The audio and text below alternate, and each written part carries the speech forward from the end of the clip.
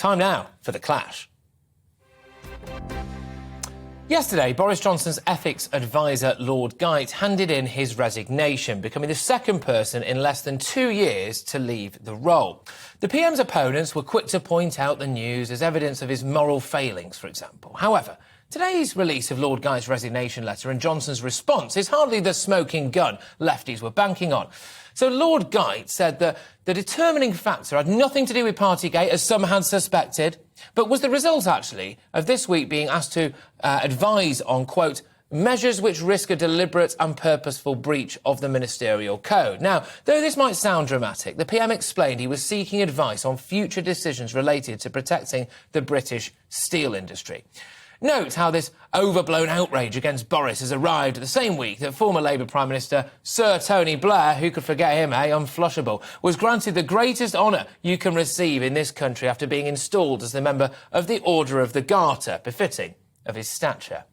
This is the same PM who pushed for the disastrous Iraq war, the same PM who was interviewed in a Met investigation after becoming embroiled in the Cash for Honours scandal, the same PM who let 200 on-the-run IRA paramilitary suspects off the hook. But of course, amongst other things, by the way, which we're going to get stuck into, but lovely, fluffy, lefty Blair gets to be celebrated as one of Britain's greatest ever servants, does he? Well, to my mind, Blair's rap sheet is far worse than anything that Boris Johnson has ever been responsible for. But this is the clash, and I want to hear what you think at home.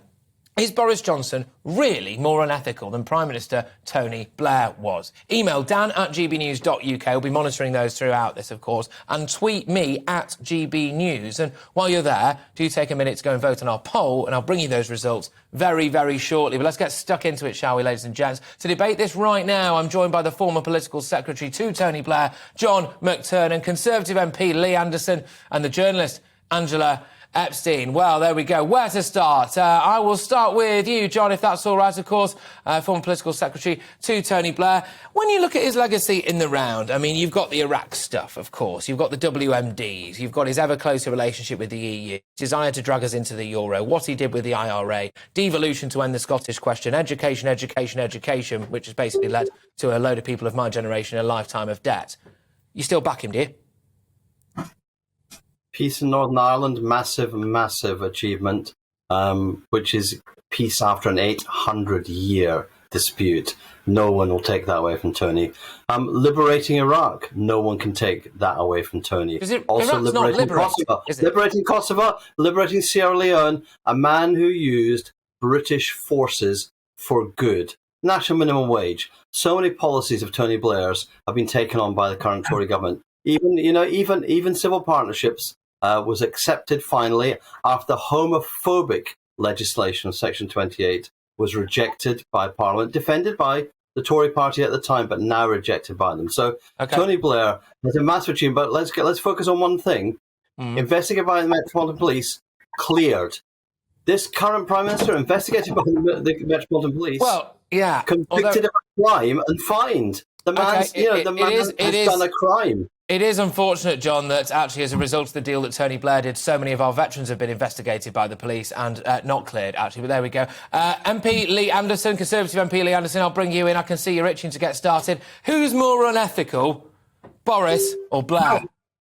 Well, thank you, Patrick. I mean, it's a no-brainer for me. Obviously, it's Blair's the most unethical. Now, I'm not saying that Blair didn't do some good things. He probably did. But in the grand scheme of things, when you look at the unethical things he did, like you quite rightly pointed out earlier, the Iraq war, the weapons of mass destruction, the IRA fugitives getting letters of comfort from our government, absolutely disgraceful. That's a far cry from somebody having a bit of cake or having a can of Coke in his office at work with his employees. So, come and speak to the people of Ashfield, the sensible people of Ashfield, like I have been tonight. I told them about this debate at a meeting I've been to, and they all said that Tony Blair should be in jail. And, I'm struggling to disagree with that. Hundreds of young service people lost their lives in Iraq. Thousands of people lost their lives in Iraq. And for what? I'll tell you why it was, Patrick, because this is a man who knew that in the 1980s that the US didn't like the Labour Party of that time. Fast forward a few years, and he thought, you know what, I'll get in bed with George Bush, I'll back him. The evidence wasn't there. This was told in the Chilcot report, and quite frankly, we went to war, and we're still paying the price for that now. OK, journalist Angela Epstein, I'll bring you in now. You've heard two different sides of it there. Where are you on this particular issue then, in terms of who was more, or is more ethical, I suppose, Blair or Boris? Well, I think obviously it's not a zero-sum game, because both of them have done things which have been great for the country, and both of them have done things which were deeply lamentable. I think where Boris probably has the edge is, for example, this issue with Lord Guyton, and what we understand is the steel industry. Not only he said that he'd actually consulted with Lord Guyton beforehand about how to proceed with this, but his fundamentally he was doing it what he believes in the best interest of the British people, to ring fence and protect, a domestic industry. And I think the difference then has to boil down to is, and it sounds incredibly crude and horrible, who's got more blood on their hands, because both of them have done things which were not fitting of a prime minister and a prime minister in office. Boris Johnson, first prime minister in office to have broken the law, and he's got a penalty for that, had a fixed penalty for that. But as has just been said, there are families all over the country regarding the servicemen and women alone who are bereaved and will never be the same again because of this war. And the only difficult and mitigating factor with that is Tony Blair pleads to this day that he acted in good faith on the evidence that he was given. But I think it's do you find that hard to believe? Just quickly, do you find that hard to believe? Do you find it hard to believe, Angela, that he acted in good faith? Just quickly.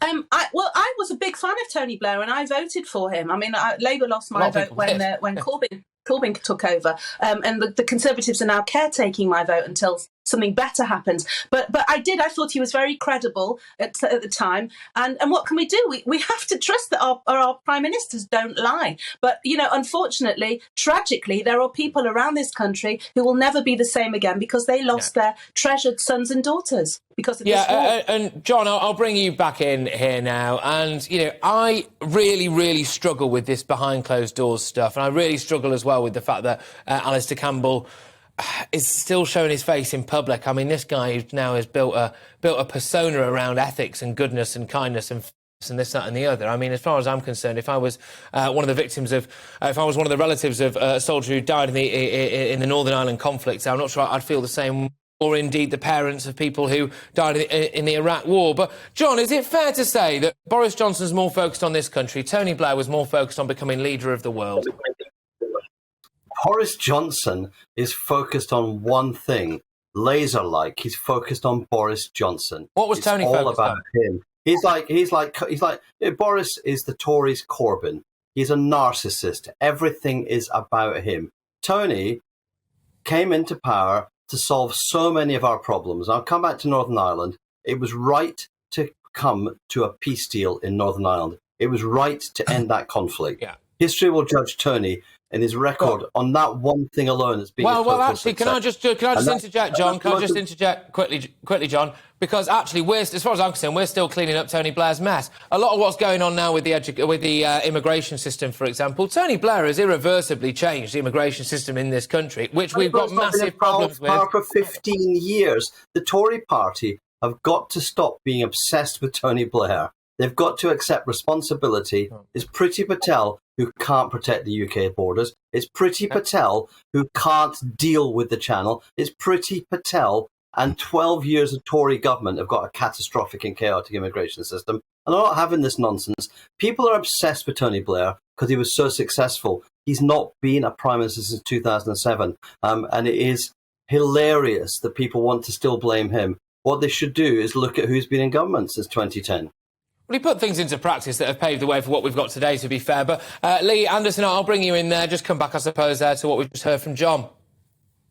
Yeah, I think John's quite clearly out of touch with the mood of the nation, definitely out of touch with the mood of the people in Ashfield. I mean, look at Tony Blair. Is he more unethical? Of course he is. Look at his track record in Iraq. Look what he did. He tried to be, and I'll tell you what he tried to be, Patrick. If we look back to Maggie in the early 1980s, when we went to war in the Falklands, that was a war we needed to go to show Argentina that was our country. You should not be invading our lands. Fast forward 20 odd years, and then Blair, he thinks he wants that relationship with the States. He wants to be the new Mrs. T, if you like. And he did this for popularity. There was no proof there. You know, anybody could have told you there was no weapons of mass destruction. It was a complete farce. And he put his own political career and the future of the Labour Party above the lives of people who died in Iraq. And quite frankly, anybody that defends him should hang their heads in shame and go and apologise to those families who lost loved ones in Iraq. Angela, I'll give the final word over to you now. Do you think there's a chance that Blair should maybe have been in The Hague? Well, you say that, but he was just this week made the Knight Companion of the Most Noble Order of the Garter, which is, you know, he's been garlanded with the highest decoration, and somebody somewhere will have made that call and made that decision. And I suspect that if there was even the slightest suggestion that he was capable of sort of deliberately confecting war crimes, that he was deliberate in the moves that he made, then why would he be given this honour? That's not to say that he can't be, that he's sort of ring-fenced from being condemned for what he does. But the fact is that, be it the Queen, be it the highest level of advisor, why was he? It wasn't necessary to give him this. He's already a sir. He doesn't need to have this honour as well. The very fact that he was given it sort of makes me suspect that, you know, somebody had to be well placed to advise that it was okay to do this. And you don't give that kind of honour to a war criminal.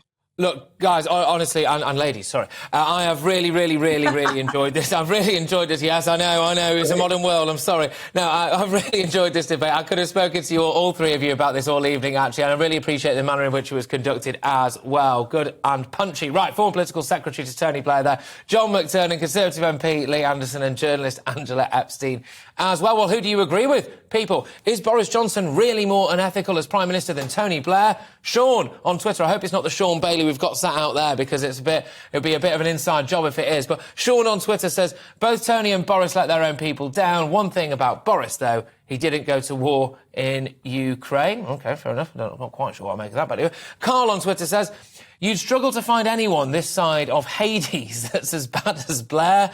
Nice. Anna on Twitter says, of course Boris is not. There's no comparison to Tony Blair. And your verdict is in. Whether you've been listening on radio in your car or you've been watching us online or on your telly, 30% of you now say that Boris Johnson is more unethical. This was our online poll, of course, at GBNews on Twitter. 30% of you said Boris Johnson was more unethical, which means a whopping 70% of you say that Tony Blair is more unethical. And it's nice to see that you can all see sense.